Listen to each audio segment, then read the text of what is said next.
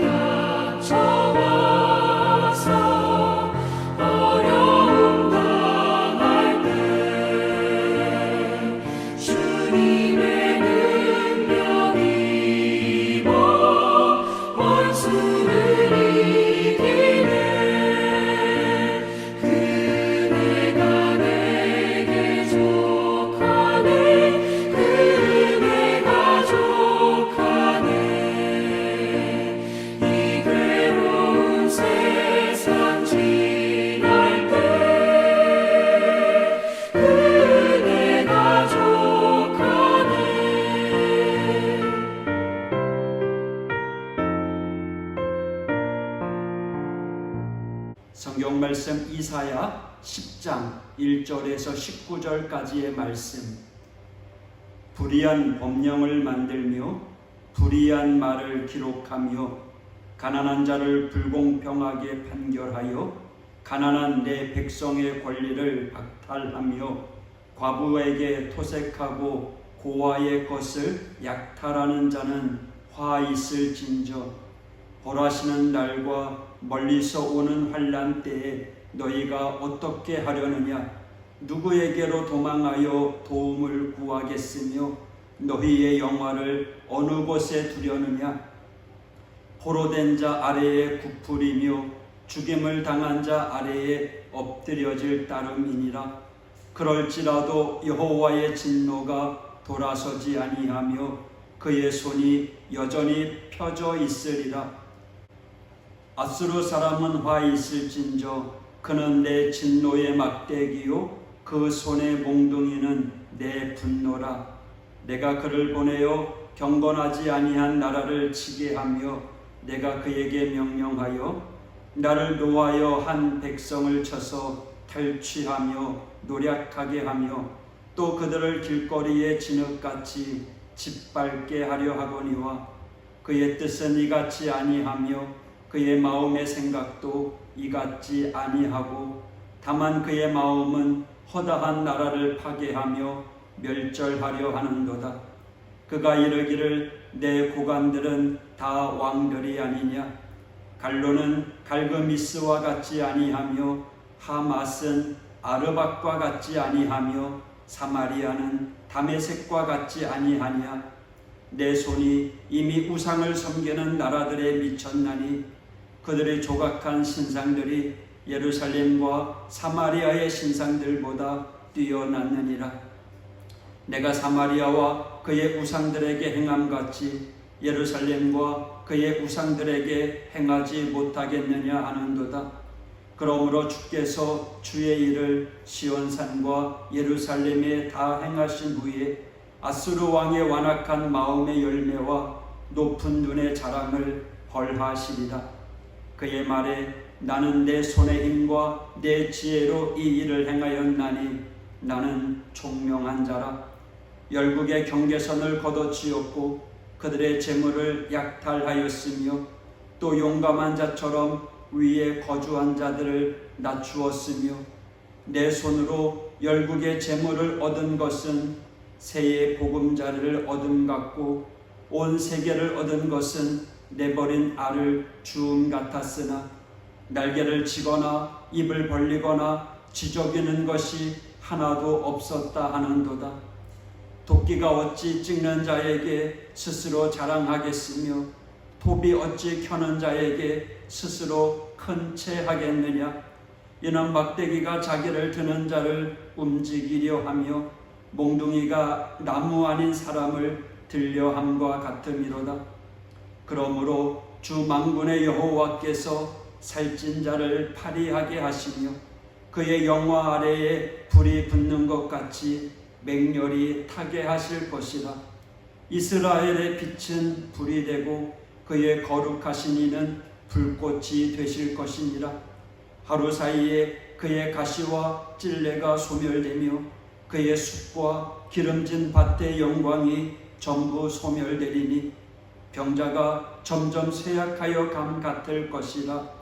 그의 숲에 남은 나무의 수가 희소하여 아이라도 능히 계수할 수 있으리라. 아멘. 오늘 말씀에 하나님께서는 이스라엘의 심판에 대한 이유를 분명하게 말씀하고 계십니다. 주목할 것은 같은 이스라엘 백성이지만 핍박받는 자들을 향해서는 내 백성이라고 하신 반면에 자신의 권세를 이용해 백성을 핍박하는 자들을 불의한 재판관으로 치부하셨다는 것입니다. 구약에서 하나님이 말씀하신 내 백성은 혈통을 통해 낳은 유대인이 아니라는 것을 분명하게 보여주는 말씀입니다. 하나님께서 백성을 핍박하는 자들의 죄목이 무엇입니까? 법치주의는 특정한 정치 권력 집단에 의해 자행되는 폭력이 아닌 법이 지배하는 원리입니다. 그러므로 헌법의 정신을 위배하거나 거스리는 악법을 제정하는 무리들이 바로 불의한 법령을 만드는 자들입니다. 그런 자들을 향하여 3절 벌하시는 날과 멀리서 오는 환난 때에 법치주의를 무시하는 악한 자들에게는 법보다 주목이 가깝게 느껴지는 법입니다.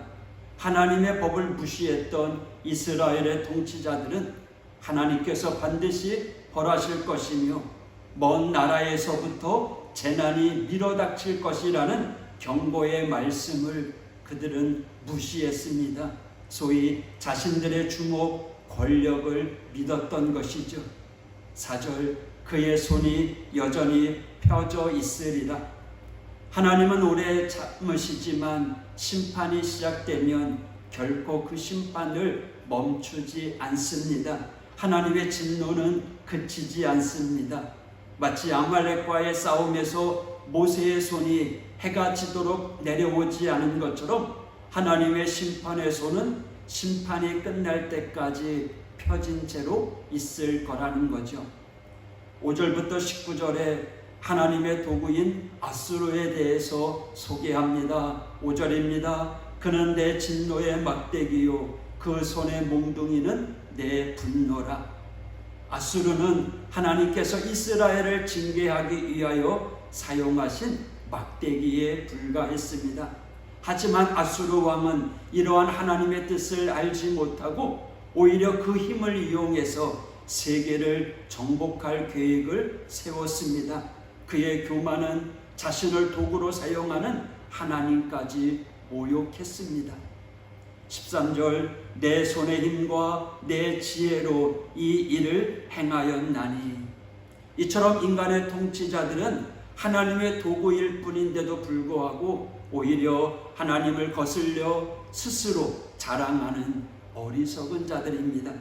하지만 아버지가 아들을 징계하기 위하여 사용된 회초리는 꺾어서 불쏘시개로 던져 넣습니다. 이것이 아비의 마음입니다. 하나님의 마음입니다. 15절 도끼가 어찌 찍는 자에게 스스로 자랑하겠으며. 인간의 어리석음, 교만을 보여주는 말씀입니다. 이 어처구니 없는 생각과 행동은 어리석은 권력자들이 가지고 있는 공통적인 모습입니다. 17절에 이스라엘의 빛은 불이 되고. 비록 하나님께서 아수르를 징계의 회초리로 삼으셨지만 하나님은 여전히 이스라엘의 빛이십니다. 오늘날 교회는 이스라엘에 접붙여진 것입니다. 마지막 19절에 보면 아이라도 능히 계수할 수 있으리라. 교만한 자들은 숲이 스스로를 자랑하듯이 위용을 뽐내지만 그러나 하나님은 소멸하는 불이십니다. 질투하는 하나님이십니다. 하나님은 막대기 주제에 불과했던 그 아수르, 그럼에도 교만했던 그 아수르는 그 남은 수가 아이라도 셀 수 있을 정도가 될 거라고 하는 예언의 말씀입니다. 결국 아수르의 수도 니느웨가 612년에 멸망했고요. 그리고 605년 갈그리스 전투에서 그 예언이 성취되었습니다.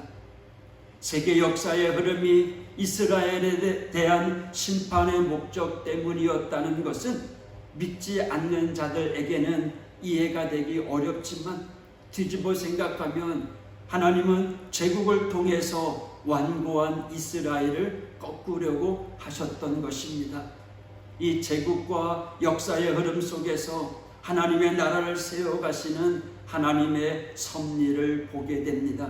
중요한 것은 이 구약의 역사와 성경의 교훈이 오늘 지금 우리의 시대에도 맞물려 있고 연장선상에 있다는 사실입니다. 사람들은 역사에서 교훈을 찾으려고 하지만 역사의 주관자이신 하나님에 대하여는 그리 주목하지 않습니다. 지금 교회 시대를 살고 있는 우리 믿음의 성도들은 이 구약의 교훈을 간과해서는 안 됩니다. 구약과 신약은 하나입니다. 오늘도 불의한 자, 교만한 자가 되어서는 안 됩니다. 불의한 법령을 만들어가는 교만한 자가 아니라 하나님의 통치를 받는 겸손한 천국 백성 되어야 할 줄 믿습니다. 오늘도 전능하신 하나님 의지하는 믿음의 성도가 되기를 축복합니다. 기도하겠습니다. 하나님 아버지, 이 세상에는 불의한 법령을 만들며 그 법을 가지고 세상을 통치하려고 하는 이들이 많습니다. 교만함으로 살아가는 이들입니다. 그들을 향하여 하나님은 채찍과 심판의 날을 펴시겠다고 말씀하십니다. 주님, 저희들은 교만한 자가 아니라 불의한 법을 가지고 살아가는 이들이 아니라 겸손함으로 하나님만 바라보는 믿음의 성도들 되게 하여 주시옵소서. 오늘도 전능하신 하나님, 우리의 삶을 주관하시는 아버지 하나님, 오늘도 동행하여 주셔서 오늘도 복된 길, 승리의 길, 오늘도 주 안에서 주님과 함께 걸어가는 이 길이 되어질 수 있도록 하나님 함께하여 주시옵소서. 예수님 이름으로 기도했습니다.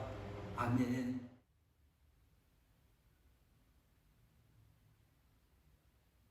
마음이 상한 자를 고치시는